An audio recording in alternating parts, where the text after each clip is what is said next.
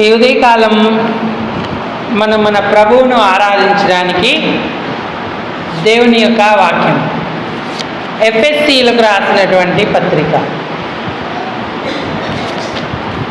ఎఫెసీ పత్రిక 2వ అధ్యాయం.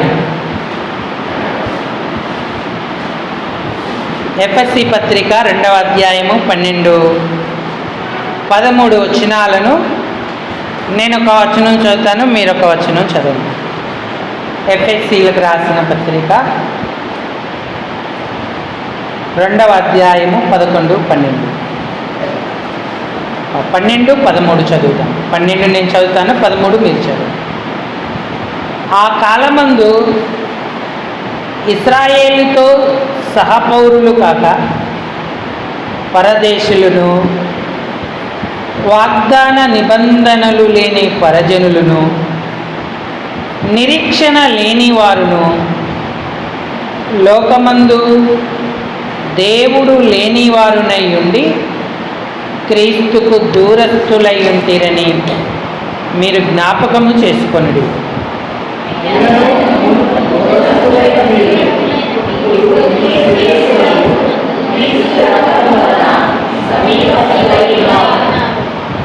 పదమూడవ వచనాన్ని అందరం కలిసి చదువుదాం మరోసారి. అయినను మునుపు దూరస్థులైన మీరు ఇప్పుడు క్రీస్తు యేసునందు క్రీస్తు రక్తము వలన సమీపస్థులై ఉన్నారు. చాలండి. చదువుకున్న లేఖన భాగం చేరిరాగలిగిన మన హృదయాలకు మన ప్రభువును ఆత్మ సత్యాలతో ఆరాధించడానికి హెచ్చరికగా, పురికొల్పుగా, ఆశీర్వాదకరంగా, దీవెనకరంగా ప్రేమగల దేవుడు చేయునుగాక. ఆమేన్. ప్రభు ప్రజలారా, ప్రభువునందునటువంటి ప్రియమైన వారులారా, మన దేవుడు పూజార్హుడు. నిరంతరము కూడా స్తుతికి పాత్రుడును అయి ఉన్నాడు. ఆయన్ని ఆరాధించడానికి అనేకమైన ఆధారాలు పరిశుద్ధ గ్రంథంలోనూ మన వ్యక్తిగత నిత్య జీవితంలోనూ మనం కలిగి ఉన్నాం. అయితే వాటిని గ్రహించి మన మనసులోనికి తెచ్చుకొని కృతజ్ఞత కలిగి మనము ఆయనకు కృతజ్ఞతాస్తుతులు చెల్లించాలి. ఆయనను పొగడాలి, ప్రశంసించాలి, పలువురిలో ఆయన నామ గుణాతిశయములను ప్రకటన చేయాలి. మరి ఉదయకాలం దేవుని ఇంటికి వచ్చిన మనం ఏ గ్రహింపుతో ఆయన సన్నిధిలో కూర్చున్నాం? మనం గతకాలపు స్థితిని గుర్తించకపోతే ఇప్పుడు ఆయనకు కృతజ్ఞతాస్తుతులు చెల్లించలేం. 10 మంది కుష్ఠరోగులు ఆయన దగ్గరికి వచ్చినప్పుడు 10 మంది కూడా శుద్ధులయ్యారు. కానీ ఒక్కడే వెనక్కి తిరిగి వచ్చి గొప్ప శబ్దముతో దేవుణ్ణి స్తోత్రం చేస్తూ ఆయనను మహిమపరిచారు. ప్రభువారు అన్నారు, 10 మంది శుద్ధులైన గారా, మిగతా 90 ఎక్కడా అన్నారు. వారు దేవునికి కృతజ్ఞతాస్తుతులు చెల్లించుటకు తిరిగి రాలేదు.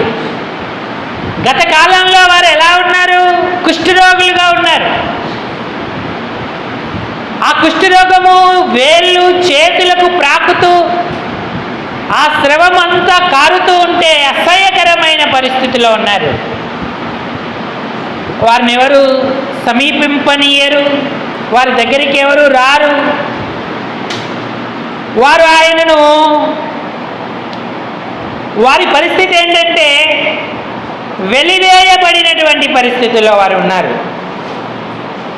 ప్రియులారా, పాపంలో ఉన్న ప్రతి మానవుని పరిస్థితి అదే. నయమాను పరాక్రమశాలుడే కానీ కుష్ఠరోగి అని రాయబడి ఉంది.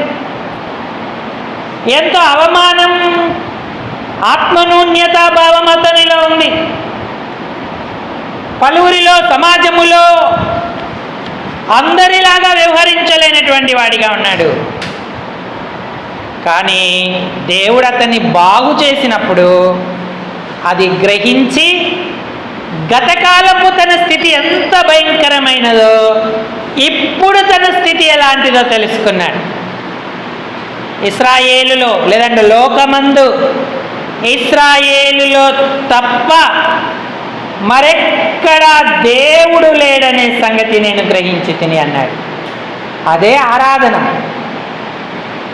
ఆ కాలమందైతే, ఇంకా చెప్పాలంటే మునుపు మన పరిస్థితి ఏంటి, ఇప్పుడు మన పరిస్థితి ఏంటి?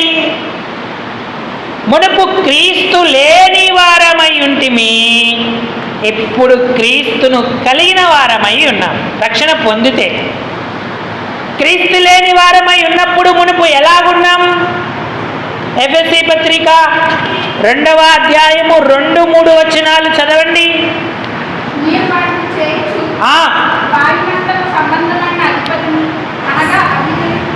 అనగా అవిధేయులైన వారిని ఇప్పుడు ప్రేరేపించు సాతాను శక్తికి అధిపతి. ఆ శక్తిని అనుసరించి ఈ ప్రపంచ ధర్మము చొప్పున మునుపు నడుచుకొంటిరి అన్నాడు.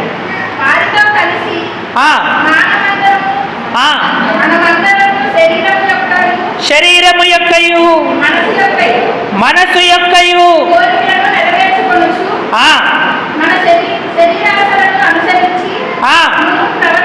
మునుపు ప్రవర్తించుచు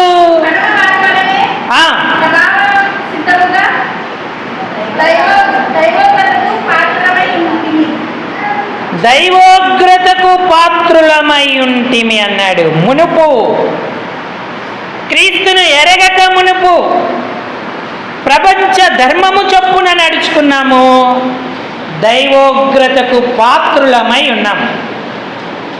పాపము వలన దేవునికి అవిధేయత చూపిస్తూ ఎదురాడుతూ తిరుగుబాటు చేస్తున్నటువంటి వారముగా ఉన్నాము. మునుపటి మన పరిస్థితికి, మనం మన ఆధ్యాత్మిక జీవితాన్ని బట్టి లేదంటే ఆ స్థితిని బట్టి నరకానికి, నాశనానికి వెళ్ళేటువంటి వారంగా ఉన్నాము. మునుపు దైవోగ్రతకు పాత్రులం. రెండవది, మునుపు దూరస్తులము అన్నాడు. 13వ వచనంలో మనం చదువుకున్నాం, అయినను మునుపు దూరస్తులు అన్నాడు. మునుపు ఎందుకు దూరస్తులముగా ఉన్నామంటే, ఇశ్రాయేలును దేవుని ప్రజలతో సహపౌరులము కాదు. మనకు వాగ్దానాలు కానీ నిరీక్షణ కానీ లేదు. ఇంకా లోకములో దేవుడు లేడు అనేటువంటి వారముగా ఉన్నాము అని దేవుని యొక్క వాక్యం సెలవిస్తూ ఉంది. మునుపటి మన పరిస్థితి ఎంత భయంకరమైనటువంటిది. ఇంకా అన్నాడు, మునుపు మీరు చీకటి అయ్యుంటిరి, పూర్వమందు చీకటి అయ్యుంటిరి అన్నాడు. 6-7 వచనాలు ఎఫెసీ పత్రిక 5వ అధ్యాయము.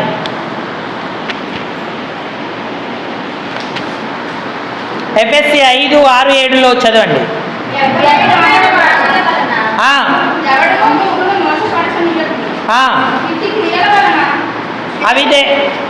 అవిధేయులైన వారందరి మీదకి దేవుని ఉగ్రత వస్తుంది, అటు వారితో పాలివారయ్య ఉండకూడి అని చెప్తూ 8వ వచనంలో అన్నాడు,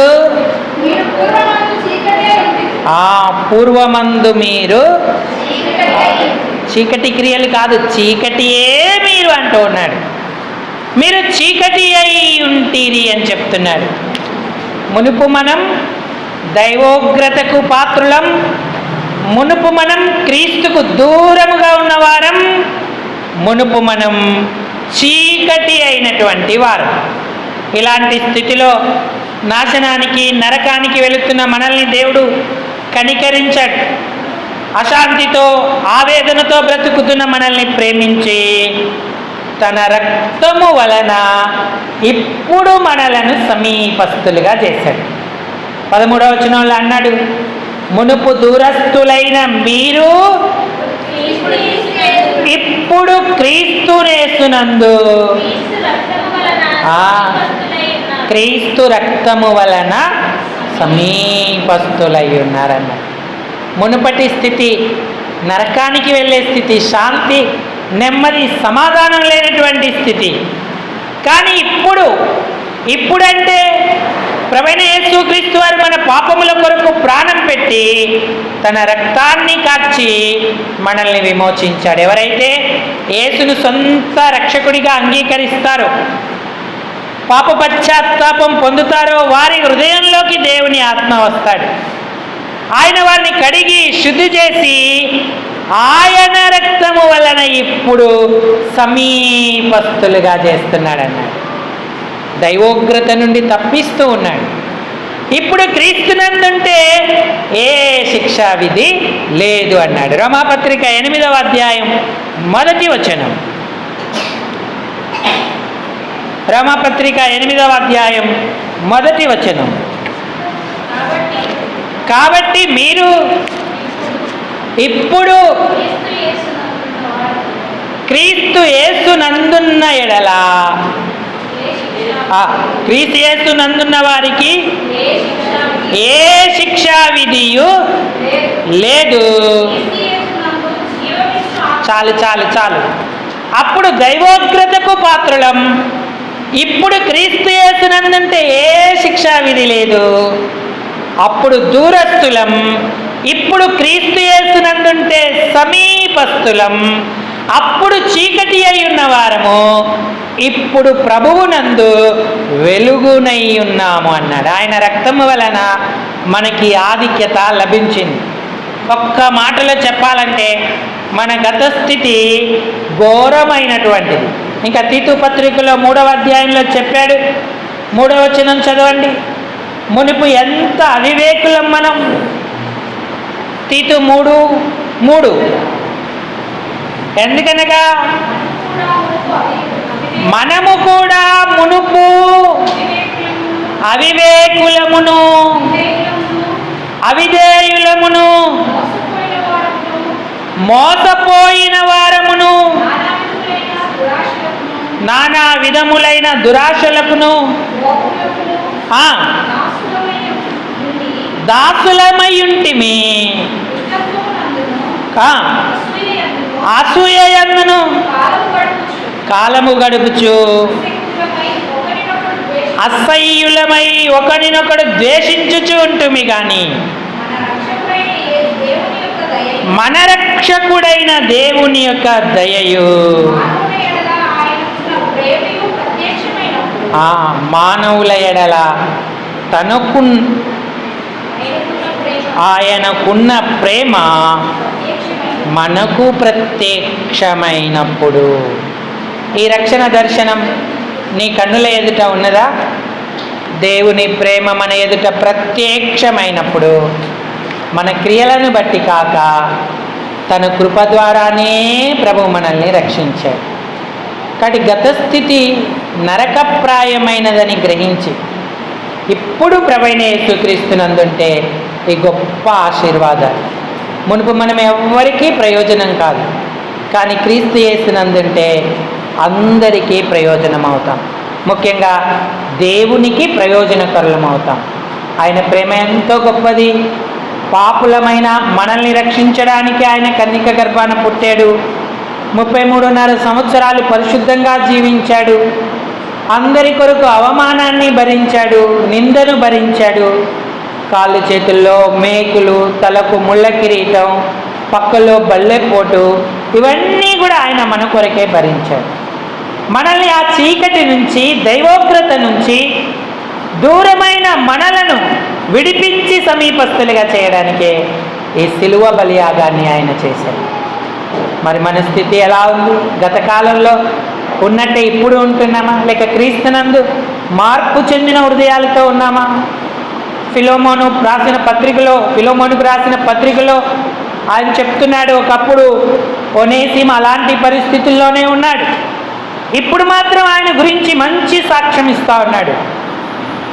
ఫిలోమోనుకు రాసిన పత్రిక 1వ అధ్యాయమే ఉంది, 11వ వచనం చదవండి. అతడు మునుపు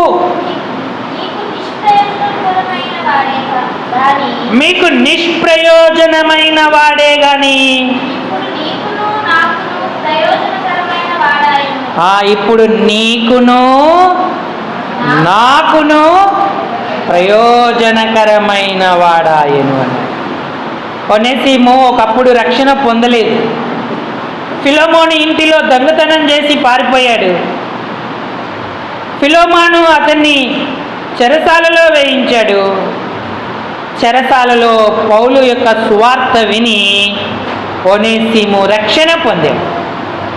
దొంగను మోసం చేసిన వాడిని అవివేకిని అని గుర్తించి తన హృదయాన్ని దేవునికిచ్చి మారు మనసు పొందిన వాడిగా ఉన్నాడు. అంతేకాదు ఒనేసిము మార్పు చెందిన తర్వాత ఎంతో ప్రయోజనకరుడయ్యాడు. అటు పౌలుకు సేవ చేశాడు, దేవునికి సేవ చేశాడు, తిరిగి తన యజమానుని దగ్గరికి కూడా పంపబడ్డాడు. ఒనేసిము ఇప్పుడు ప్రయోజనకరమైన వాడు అని దేవుని వాక్యం సెలవిస్తూ ఉంది. రక్షణ లేకపోతే మనం ఎవరికీ ప్రయోజనకరంగా ఉండం, చీకటిలో ఉంటాం, దైవోగ్రతలో ఉంటాం, క్రీస్తుకు దూరంగా ఉంటాం. ప్రభువైన యేసుక్రీస్తు వారు చేసిన త్యాగాన్ని అంగీకరిస్తే ఇప్పుడు ఏ శిక్షా విధి ఉండదు, దేవునికి సమీపస్థులమై ఉంటాం, ప్రభువునందు వెలుగై ఉంటాం. నువ్వు మార్పు చెందావా? రక్షణ అనుభవం నీకు కలిగిందా? ఈ మంచి సమయంలో ప్రభువుని నీ సొంత రక్షకుడిగా అంగీకరించు, పాపక్షమాపణ పొందు. అప్పుడు నీవు కూడా ప్రయోజనకరమైన వాడవవుతావు. ఒకవేళ రక్షణ పొందండి దేవుని బిడ్డలమైతే మనం ఎంత ధన్యులం. మనలను ఇంత ప్రయోజనకరులుగా చేశాడు. అటు దేవునికి ఇటు మానవులకు ఉపయోగపడే విధంగా ఉంచాడు ఆయన. మన స్వభావాన్ని మార్చాడు, మన గతకాలపు స్థితిని మార్చాడు. పాపపు కుష్ఠముతో ఉన్న నయమాను పసిపిల్ల దేహము వలె అయినట్టుగా ఒక క్రొత్త జీవితాన్ని దేవుడు మనకిచ్చాడు. తిరిగి వచ్చినటువంటి కుష్ఠరోగి ప్రభువును మహిమపరుస్తూ ఆయనకు కృతజ్ఞతలు చెల్లించాడు. ఎంత భయానకమైన పాపపు దైవోగ్రత స్థితి నుంచి బయటపడ్డాం. అందుకే రక్షణ పొందిన వారు ఎవ్వరు కూడా మౌనంగా ఉండొద్దు. గతకాలపు స్థితి నుంచి బయటపడ్డామని, ఇప్పుడు ఎంతో ప్రయోజనకరమైన స్థితి దేవుడు నాకు ఇచ్చాడని గుర్తించి క్షేమం అనుగ్రహించిన కృపలను జ్ఞాపకం చేసుకుంటూ ప్రభు యొక్క శిలువ బలియాగాన్ని బట్టి ఆయనకు కృతజ్ఞతాస్తుతులు చెల్లించాలి. ఆయన్ని ఆరాధించి ఘనపరిచేటువంటి వారంగా ఉండాలి. ప్రతి తరుణంలో మనం ఈ తలంపులతో ప్రభువును ఆరాధన చేద్దాం. సండే స్కూల్ పిల్లలందరూ లేచి ఒకరి తర్వాత ఒకరు సండే స్కూల్కు వెళ్తారు. మనం అందరం ఆరాధనలోకి వెళదాం.